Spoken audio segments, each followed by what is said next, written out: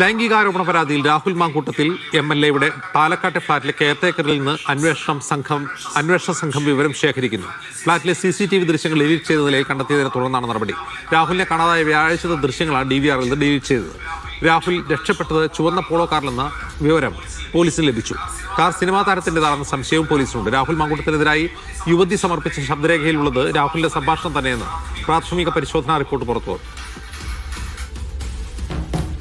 രാഹുൽ മാങ്കൂട്ടം രക്ഷപ്പെട്ടത് ചുവന്ന പോളോ കാറിൽ, വോൾസ്വാഗന്റെ ചുവന്ന പോളോ GTയിലാണ് രാഹുൽ മാങ്കൂട്ടം രക്ഷപ്പെട്ടത് എന്നുള്ളതാണ് പോലീസിന്റെ പുതിയ കണ്ടെത്തല്. ഈ കാറ് ആരുടേതാണ് എന്നുള്ളതാണ് അടുത്ത ഘട്ടത്തിലേക്ക് അന്വേഷണങ്ങൾ നീങ്ങുന്നു എന്നുള്ള വാർത്തകൾ പുറത്തേക്ക് വരുന്നു. കാറ് ആരുടേതാണ്? സിനിമാ താരത്തിന്റെ കാറാണെന്ന് പോലീസ് പറയുന്നു. പോലീസിന് തെളിവുകളൊന്നും ലഭിച്ചിട്ടില്ല. പോലീസ് ഇന്നലെ രാഹുൽ മാങ്കൂട്ടത്തിന്റെ ഫ്ളാറ്റിൽ അന്വേഷണം നടത്തിയിട്ടും അവിടെ CCTV ദൃശ്യങ്ങളൊന്നും ലഭ്യമായിട്ടില്ല. ആ CCTV ദൃശ്യങ്ങളൊക്കെ നഷ്ടപ്പെട്ടിരിക്കുന്നു. അവിടെ CCTV ദൃശ്യങ്ങളൊന്നും ലഭ്യമല്ല. മാത്രമല്ല, ഇപ്പോ ഫ്ളാറ്റിലെ കെയർടേക്കറെ ചോദ്യം ചെയ്യുന്നു. ആ ചോദ്യം ചെയ്യലിൽ നിന്നാണ് ഇത്തരത്തിൽ ചുവന്ന വാഹനത്തിലാണ് രാഹുൽ മാങ്കൂട്ടം യാത്ര തുടങ്ങിയത് എന്നുള്ള വാർത്തകൾ പുറത്തേക്ക് വരുന്നു. ഇവിടെ 2 പേരുകൾ പുറത്തേക്ക് വരികയാണ്. രാഹുൽ മാങ്കൂട്ടത്തിന് രക്ഷപ്പെടാൻ വേണ്ടി വാഹന സൗകര്യം ഒരുക്കിയത് സിനിമാ താരത്തിന്റെ കാറിലാണ്. ആ സിനിമാ താരം ആരാണ്? അനുശ്രീയോ അതോ തൻവീറാമോ? ആരാണ് അയാൾ? ചർച്ചകൾക്ക് വഴിവെച്ചിരിക്കുന്നു മാധ്യമങ്ങളിൽ നിന്ന്. ഇതിന് യാതൊരു സ്ഥിരീകരണവും ഇല്ല കേട്ടോ, യാതൊരു സ്ഥിരീകരണവും ഇല്ല.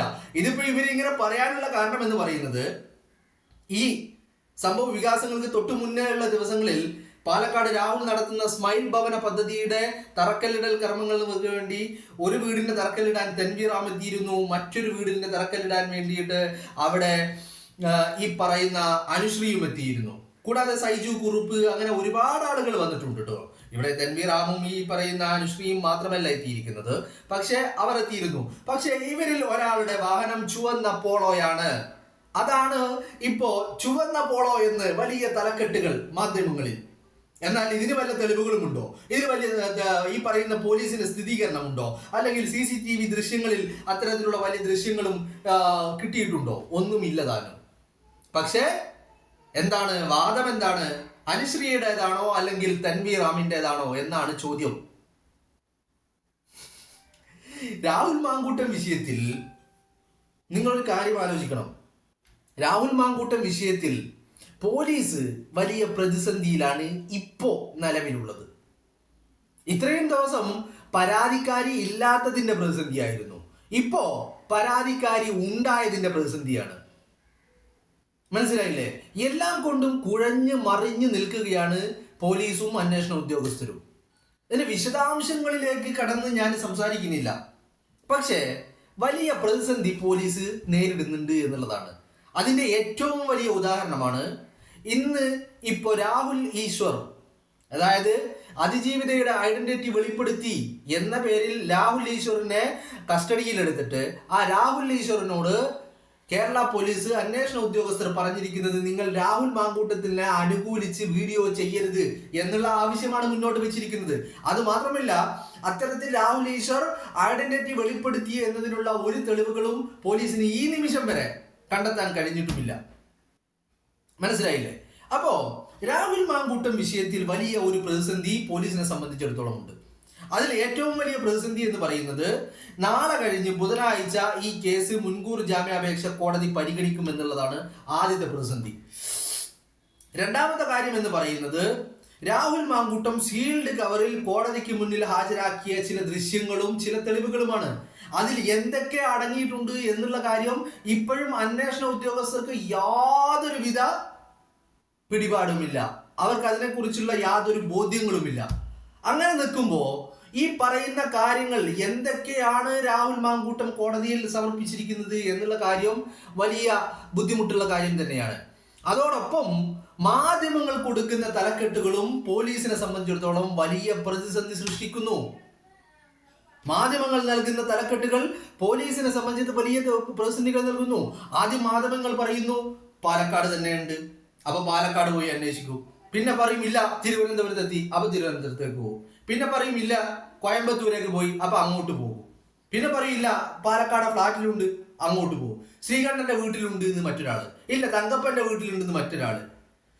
മനസ്സിലായില്ലേ? അപ്പൊ ഇവര് നൽകുന്ന തലക്കെട്ടുകൾക്കനുസരിച്ച് ഓടി ഓടി പോലീസും ഒരു ഭാഗത്ത് ക്ഷീണിക്കുന്നുണ്ട്, മറുഭാഗത്ത് പോലീസിന് ഈ മുകളിൽ നിന്ന് നൽകുന്ന പ്രഷറും നിർദ്ദേശങ്ങളും അനുസരിച്ച് ഒരു സംഘം അതിന് പിന്നാലെ പോകുന്നു, ഒരു സംഘം മാധ്യമങ്ങൾ പറയുന്നതിന് പിന്നാലെ പോകുന്നു. മാധ്യമങ്ങളാണെങ്കിൽ ഈ സെൻസേഷൻസ് ഉണ്ടാക്കാൻ വേണ്ടി, ബ്രേക്കിങ്ങുകൾ ഉണ്ടാക്കാൻ വേണ്ടിയിട്ട് നിരന്തരമായി തലക്കെട്ടുകൾ മാറ്റിക്കൊണ്ടേയിരിക്കുന്നു. ഒരു സമയത്ത് പറയും നിയമവിദഗ്ധർ രാഹുലിന് നിയമോപദേശം നൽകി, എന്താണ്, പാലക്കാട് വിടരുത്, അങ്ങനെ വിട്ടാൽ അത് മുൻകൂർ ജാമ്യത്തെ ബാധിക്കുമെന്ന്. ഇത് പറഞ്ഞുകൊണ്ടിരിക്കുന്ന അവർ അരമണിക്കൂർ കഴിയുമ്പോൾ മാറ്റി പറയുന്നു തിരുവനന്തപുരത്തെത്തി വക്കാലത്ത് ഒപ്പിട്ട് കൊടുത്തു എന്ന്. മനസ്സിലായില്ലേ? അപ്പൊ ഇത്തരത്തിൽ തലക്കെട്ടുകൾക്ക് പിറകെയും പോലീസിന് ഓടേണ്ടി വരുന്നു. ഇപ്പോഴിതാ പുതിയ തലക്കെട്ട് വരുന്നു.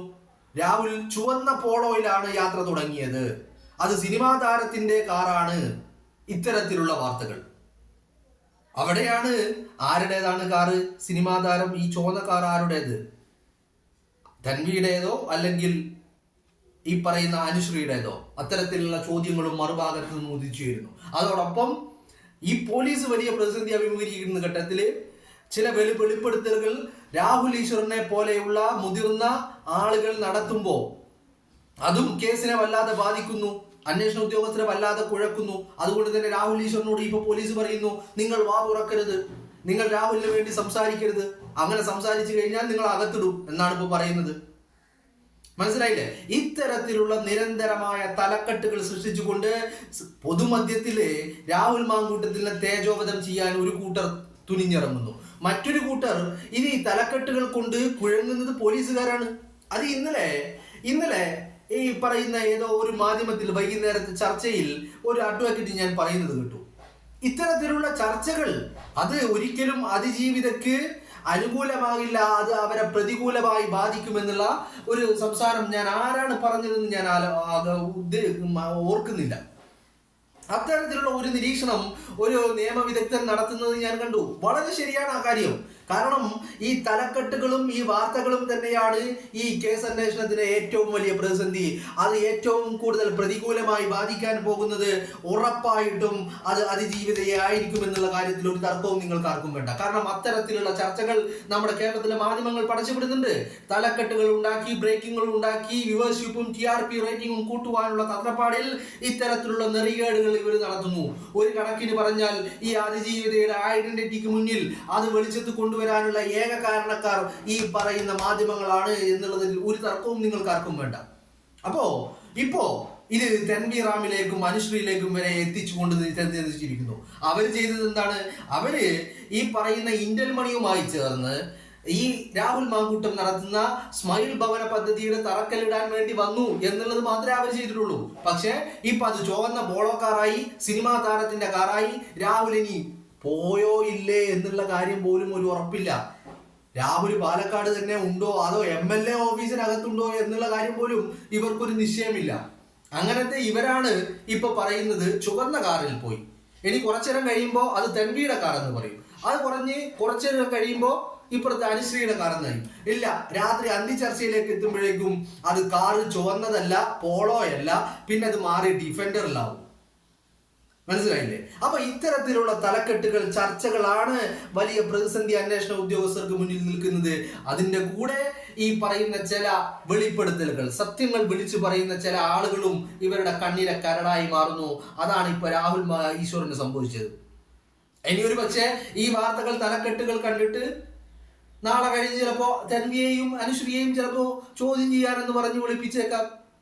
അങ്ങനെ ഉണ്ടായാൽ നമ്മൾ അതില് വലിയ അത്ഭുതം തോന്നേണ്ട കാര്യമൊന്നുമില്ല. കാരണം അങ്ങനെ ഒരു ഘട്ടത്തിലേക്കാണ് ഈ അന്വേഷണ ഉദ്യോഗസ്ഥർ പോയിക്കൊണ്ടിരിക്കുന്നത്. മനസ്സിലായില്ലേ? എല്ലാ അർത്ഥത്തിലും ഇത് വലിയ ചർച്ചയാക്കി, സെൻസേഷനിലാക്കി നിർത്തണം. അതിന് വേണ്ടതൊക്കെ ചെയ്യും. അതിന്റെ ഒരു ഭാഗമാണ് ഇപ്പോ ഈ രാഹുൽ ഈശ്വറിനെ കസ്റ്റഡിയിലെടുത്തത്.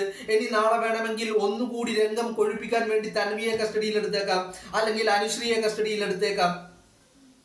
മനസ്സിലായില്ലേ? അങ്ങനെ ഒരു ഘട്ടത്തിലേക്ക് കൂടി കാര്യങ്ങൾ ചെന്നെത്തി കഴിഞ്ഞാൽ നമ്മൾ അത്ഭുതപ്പെടേണ്ടതില്ല. കാരണം തെരഞ്ഞെടുപ്പ് മുന്നിൽ കാണുകയാണ്.